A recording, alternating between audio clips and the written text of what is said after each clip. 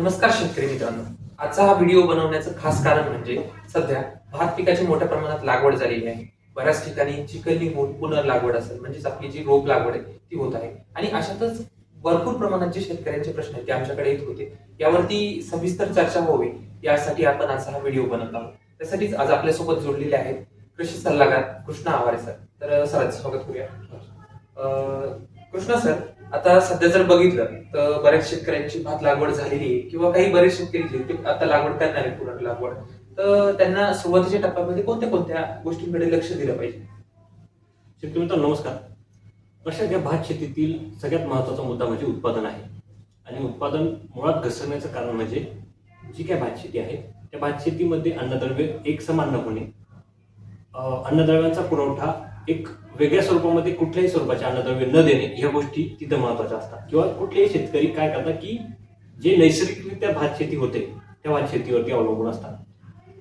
दुसरं महत्त्वाचं म्हणजे सुरुवातीच्या अवस्थेमध्ये टिलेज जे काही फुटवे आहेत आपल्याला त्या फुटव्यांची संख्या कमी भेटणे, जी काही भाताची पेरा आहे इंटरनोड्स आहे ते वंबी त्याची अंतर वाढणे, परिणामी जे काय आपल्याला जे दाणे असतील त्याची संख्या कमी भेटणे.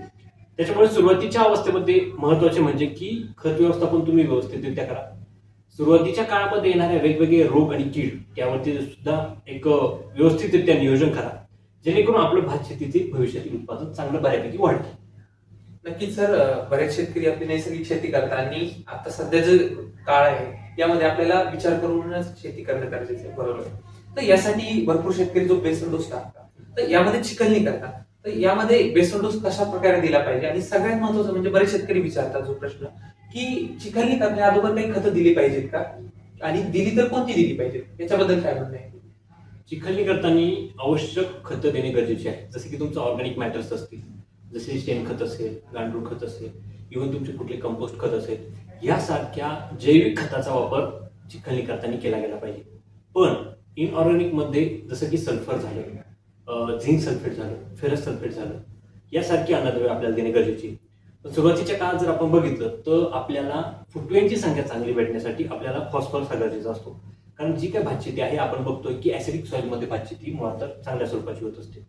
आणि त्या ठिकाणी दिलेली अन्नद्रव्य किंवा जो काही पाण्याचा फ्लो आहे तो वाहताळ पाणी असतं, त्याच्यामुळे जी काय अन्नद्रव्य आहे ती मुळात स्थिर होत नाही. त्याच्यामुळे सुरुवातीच्या अवस्थेमध्ये तुमची जी काय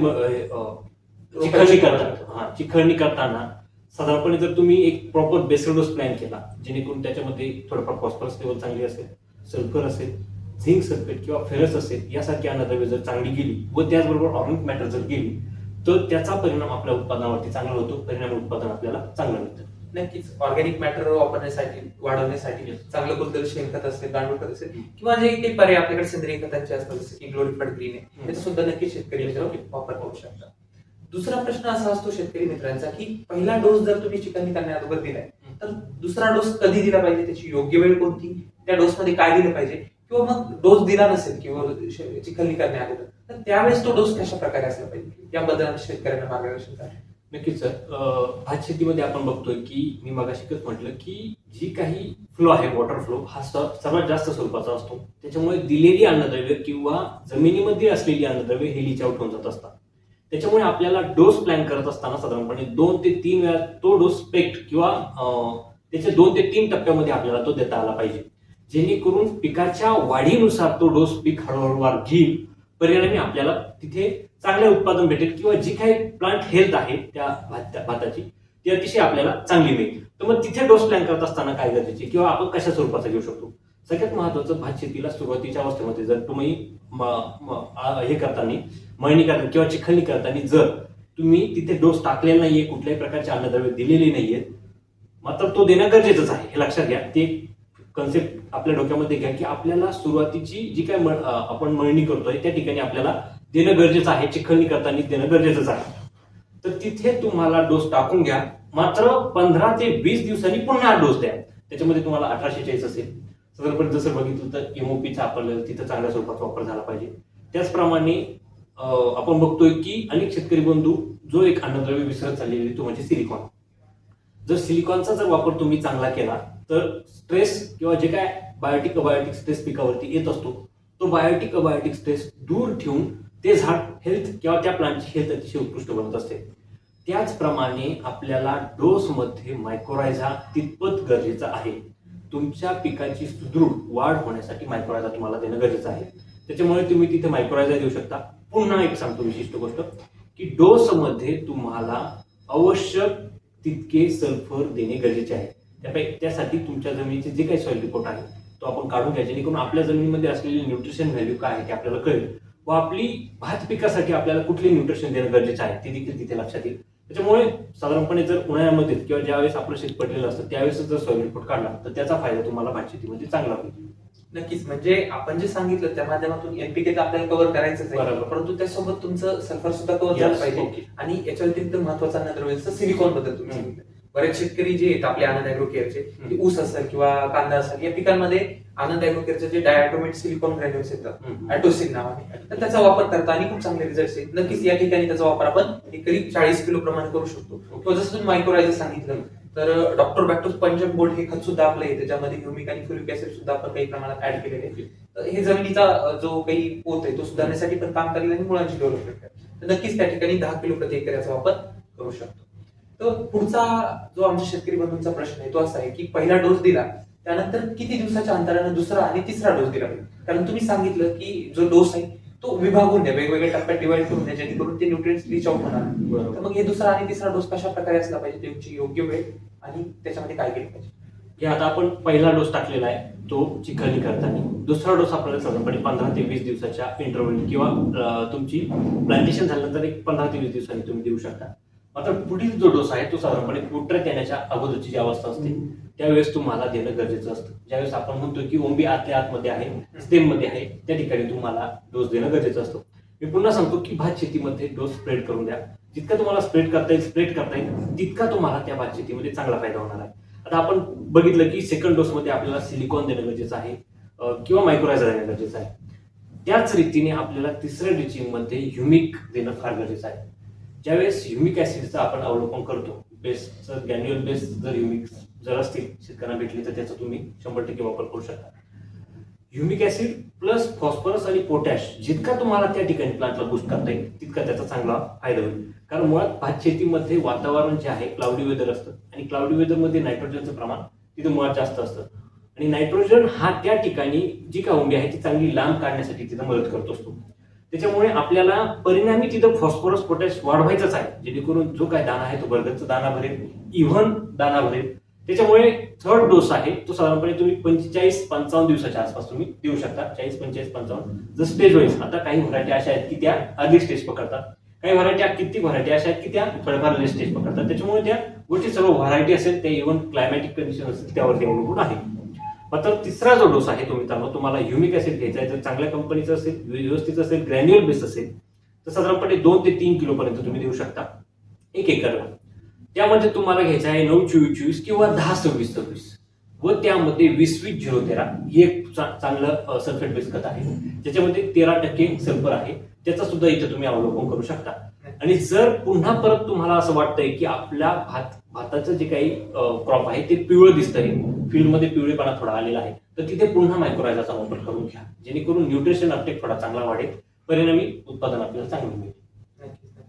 यामध्ये आपण पॉलिसल्फेटचा सुद्धा वापर करू शकतो. त्याचा कुठल्या स्टेजला किंवा कुठल्या डोसमध्ये आपण वापर करू शकतो? सिलिकॉनचा वापर करू शकता तुम्ही, काय हरकत नाही. किंवा पॉलिसल्फेट जे आपण आहे त्याच्यामध्ये सल्फर, कॅल्शियम याचा देखील तिथं चांगल्या प्रकारे आपल्याला फायदा होईल. नक्कीच हा सुद्धा शेतकऱ्यांना एक चांगल्या प्रकारचा फायदा असतो. भात पिकामध्ये जनरली बघितलं तर शेतकरी बऱ्याच प्रमाणात मोठ्या प्रमाणात युरियाचा वापर करतात. त्याचा जो डोस आहे विभाग कसा गेला पाहिजे मोठ्या टप्प्यामध्ये. आणि अजून एक महत्वाची गोष्ट म्हणजे शेतकरी बंधू फक्त युरियावरती लक्ष देतात की पिवळेपणा आला. या पिकामध्ये बघितलं तर झिंक असेल, फेर असेल तर या 2 अन्नद्रव्यांची डिफिशियन्सी मोठ्या प्रमाणात बघायला मिळते. त्याचा डोस जे ऍप्लिकेशन आहे ते कुठल्या स्टेजला गेला पाहिजे? लक्षात घ्या, युरिया स्प्रेड करून देताना 25-25-25 करा किंवा 50-25-25 करा. किंवा जर तुम्हाला असं वाटतं की आधी स्टेजमध्ये तुम्हाला नायट्रोजनची गरज जास्त आहे, मी ते 3 डोस सांगितले त्या 3 डोसचे 25-25-25 किंवा 50-25-25 असंही तुम्ही देऊ शकता. पण जर आपल्या पिकाची आवश्यकता बघा, जर तुम्हाला वाटतं की खरंच आपल्याला नायट्रोजन अन्नद्रव्य तिथे बूस्ट करण्याची गरज आहे तर तिथे नायट्रोजन द्या. पण या व्यतिरिक्त तुम्ही जसं सांगितलं झिंक आणि फेरस हे 2 अन्नद्रव्य हा नायट्रोजनच्या पूर्ण विपरीत आहे. जर तुम्हाला डिफिशियन्सी दिसते तर तुम्हाला मेनली 2 ते 3 वेळा ऍप्लिकेशन फेरस सल्फेट किंवा झिंक सल्फेट किंवा फवारणीद्वारे झिंक आणि फेरसचा वापर करणं खरंच गरजेचं आहे. कारण फेरस आणि झिंक या दोन अन्नद्रव्यांचं जर ठरलं तर हे ब्रेन ऑफ न्यूट्रिशन म्हणजे कुठला अन्नद्रव्य कुठल्या बॉडी पार्टला द्यायचं हे दोन न्यूट्रिशन ठरवत असतात. त्याच्यामुळे साधारणपणे 2 ते 3 वेळा तुम्ही जर झिंक आणि फेरसचा जर वापर जर केला तर त्याचा आपल्याला चांगला फायदा होईल. नक्कीच. म्हणजे आपल्याकडे 2 पर्याय उपलब्ध आहेत, जसं की इन्स्टा झिंक सल्फेट असेल, Insta magnesium sulphate, Insta ferrous sulphate या प्रकारचे जे सल्फेट बेस्ड फॉर्म्युलेशन येतात त्याचा तुम्ही शेतकरी बंधू जमिनीतून वापर करू शकता. आणि फवारणीतून जर आपल्याला ही रिकव्हरी करायची असेल तर EDTA रिलेटेड फॉर्म्युलेशन मध्ये आपले जे इन्स्टा कॅल्शियम येतं, झिंक येतं, फेरस येतं यांचा सुद्धा वापर तिथं करू शकता. या बाबतीत अजून एक महत्वाचा प्रश्न आहे सर, भात शेतीमध्ये आपण सगळ्यांनाच माहिती आहे की त्यामध्ये पाणी असतं भरपूर. तर बऱ्याच शेतकरी मित्रांना हा संभ्रम असतो की या पिकामध्ये जैविक जे घटक येतात म्हणजे काही बायो फर्टिलायझर म्हणजे जैविक खते येतात किंवा बायोफंगिसाइड्स येतात जसं ट्रायकोडर्मा यांचा वापर करता येतो का, आणि येत असेल तर कधी करायला पाहिजे? नक्कीच. हे बघा, जर आपण व्यवस्थित जर बघितलं तर कुठलाही जीव हा कुठल्याही वेदरमध्ये आता सध्या तरी स्प्रेड होऊ शकतो, जगू शकतो. कारण त्या सजीवाला त्या क्लायमेट वेदरमध्ये जगण्याचा पूर्णपणे सुटेबिलिटी तिथं तो स्वतःवरती ऑक्वर करून घेत असतो. त्याच्यामध्ये जर तुम्हाला बायो फर्टिलायझर वापरायचे असतील तर साधारणपणे 15 ते 20 दिवसाच्या पुढे तुम्ही बायो फर्टिलायझर वापरू शकता. पण अनेक बायो फर्टिलायझर असे आहे सध्या की ते ग्रॅन्युअल बेसमध्ये आहे, स्पोर टेक्नॉलॉजीचे आहे, जे की तुम्ही बेसल डोसमध्ये त्याचा वापर करू शकता. साधारणपणे तुम्ही कुठलाही बेसल डोस असेल तर ग्रॅन्युअल जर बेस तुमची टेक्नॉलॉजी जर तो वापर जर केला तर त्याचा शेतकऱ्यांना चांगला फायदा होतो. जसं तुमचं ट्रायकोडर्मा असेल, सुडोमोनास असेल, बॅसिलस असेल आणि बीपीएच ब्राऊन प्लॉट हॉपर ही एक जी कीड आहे जी तुमची भात शेतीमध्ये सगळ्यात जास्त असते. तर त्याच्यासाठी व्हीबीएम हे जे आहे हे व्हर्टिसिलियम बिव्हेरियम मॅट्रायझा एक ग्रॅन्युअल बेस्ड प्रोडक्ट आहे जे की भात शेतीमध्ये येणारे वेगवेगळ्या आळ्या यावरती किंवा हर्ब्स असतील त्यावरती चांगलं काम करत असतं. नक्कीच. म्हणजे जैविक घटकांचा वापर सुद्धा तेवढंच करणं महत्वाचं आहे जेवढं की आपण रासायनिक खतांचा वापर करतो. तर नक्कीच शेतकरी मित्रांनो, तुम्ही सेंद्रिय पदार्थ असेल, रासायनिक खत असतील, जैविक खत असतील, तिन्हीचं कॉम्बिनेशन व्यवस्थित केलं तर तुम्हाला चांगलं उत्पन्न मिळू शकतं. तसंच अन्नद्रव्याचं महत्व समजून घेतलं. परंतु यानंतर सगळ्यात मोठी समस्या येते ती म्हणजे शेतकऱ्यांना तणाची. तर तण व्यवस्थापन संदर्भात कुठली काळजी घेतली पाहिजे किंवा काही अशी निवडक तणनाशक आहेत का ज्यांचा वापर आपण या भात शेतीमध्ये करू शकतो, तर त्याच्याबद्दल एकदा शेतकरी मित्रांना सांगा. तण खाई धन ही फार जुनी म्हण आहे. आणि भात शेतीमध्ये जर आपण बघितलं तर पाणी कंटिन्युअसली साचलेलं असतं आणि अनेक शेतकरी बंधू किंवा अनेक शेतकऱ्यांना ही कन्सेप्ट देखील माहिती देखील नाहीये की भात शेतीमध्ये जी काही तणनाशक आहे ती वापरताना त्याचं अवलोकन कसं झालं पाहिजे. लक्षात घ्या, जर भात शेतीमध्ये तुम्ही तणनाशक वापरताय साधारणपणे तुमचे प्लांटेशन झाल्यानंतर तुम्ही पोस्ट इमर्ज तणनाशकाचा वापर करू शकता. कित्येक तणनाशक अशी आहेत की ती पोस्ट इमर्ज म्हणजे भात प्लांटेशन करण्याच्या अगोदरच तुम्ही जसं की रॅफिट आहे जे किंवा प्लॅझो आहे यासारखी जी काही तणनाशक आहे ती जी काही तुम्ही बेसल डोस टाकता त्या बेसल डोसला चोळून तुम्ही तुमच्या शेतामध्ये वापरू शकता.